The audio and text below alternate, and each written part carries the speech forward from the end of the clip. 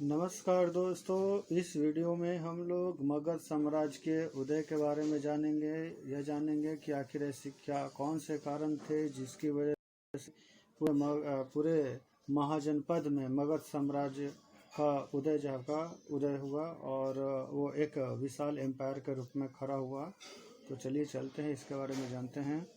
तो 6ठी से 4ठी शताब्दी ईसा पूर्व के बीच राजनीतिक स्थिति की एक महत्वपूर्ण घटना है मगध साम्राज्य या मगध राज्य का उदय।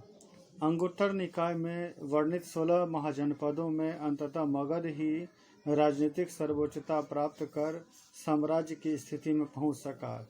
इस प्रयास में इसने अन्य महाजनपदों को पीछे छोड़ दिया।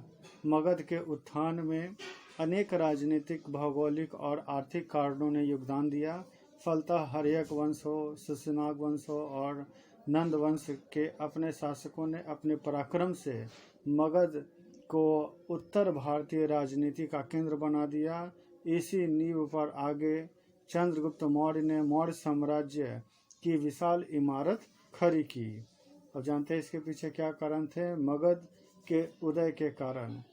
मगध साम्राज्य के उदय और विस्तार प्राक मौर्य कालीन भारतीय राजनीति की सबसे महत्वपूर्ण घटना है। साम्राज्यवादी होड़ में इसने अपने समकालीन महाजनपदों को बहुत पीछे छोड़ दिया और स्वयं उत्तरी भारत की सर्व शक्तिशाली राजनीतिक इकाई बन बैठा।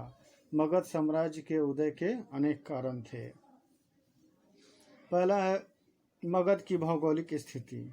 मगध के उत्थान में वहाँ की भौगोलिक स्थिति ने महत्वपूर्ण भूमिका निभाई। यह राज्य उत्तरी भारत के विशाल तटवर्ती मैदानों के ऊपरी और निचले भाग के मध्य अति सुरक्षित स्थिति में अवस्थित थी।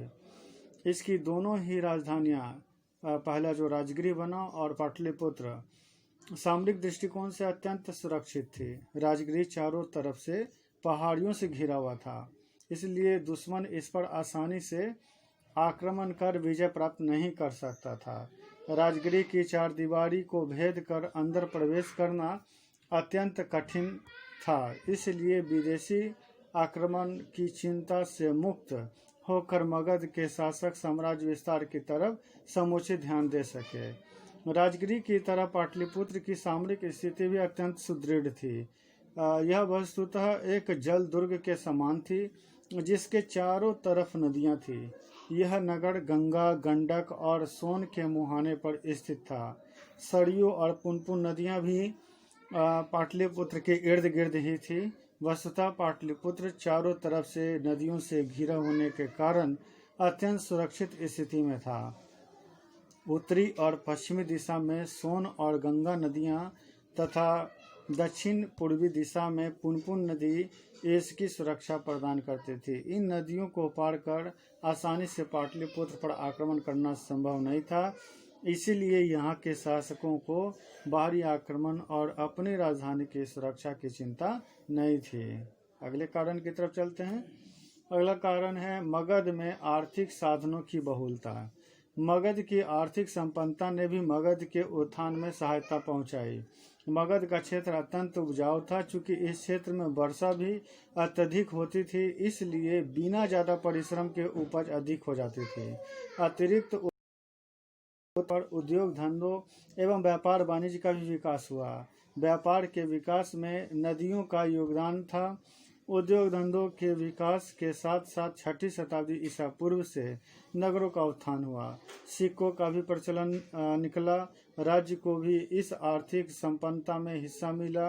राज्य अब विभिन्न प्रकार के उगाए गए करों के आधार पर आर्थिक रूप से संपन्न बन गया।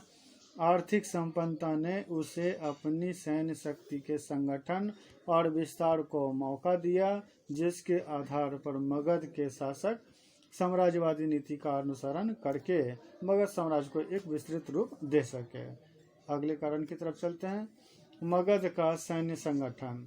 मगध के शासकों ने सैन्य संगठन के मामले में बहुत दिलचस्पी ली। अभी तक युद्ध में घोड़ों का व्यवहार मुख्य रूप से किया जाता था, परंतु मगध के शासकों ने हाथियों को अपनी सेना में स्थान देना आरंभ किया। हाथियों की अनेक उपयोगिता थी। वे दलदली इलाकों में भी व्यवहार में लाए जा सकते थे, जबकि घोड़ों की उपयोगिता ऐसे इलाकों में नहीं के बराबर थी। हाथियों से दुर्गों को भेदने यानी कि तोड़ने का काम भी लिया जा सकता था।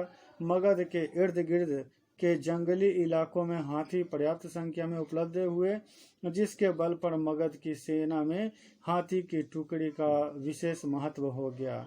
अन्य समकालीन शासकों के पास गज सेना की कमी थी। इसी प्रकार मगध को एक अन्य लाभ था। उसके इलाके में लोहे की अनेक खानें थी। इन खानों से लोहे से युद्ध के नए अस्त्र शस्त्र तैयार किए गए।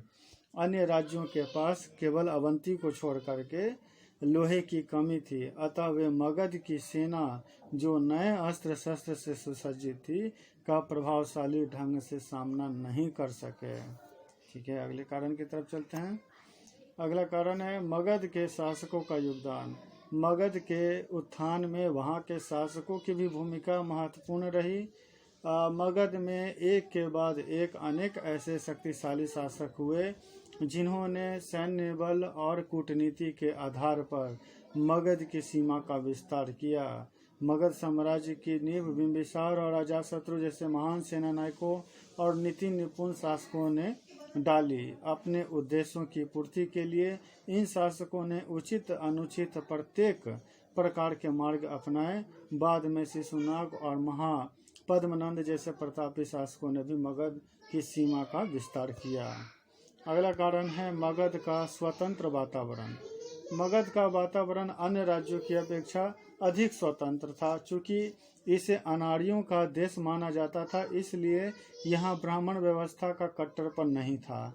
अनार्य तत्वों की बहुलता के कारण आर्यों का जो प्रभाव यहाँ कम था। यहाँ के लोगों के में जब का प्रसार की प्रवृत्ति और उत्साह उन राज्यों की अपेक्षा अधिक थी जो बहुत दिनों से आर्यों के प्रभाव में थे। इन सभी कारणों ने मगध के विकास में महत्वपूर्ण भूमिका निभाई। तो मुझे उम्मीद है इस वीडियो को सुनकर आप मगध साम्राज्य के उदय के पीछे क्या रीजन थे, क्या कारण थे, उससे भली भांति जान पाएँ। और धन्यवाद।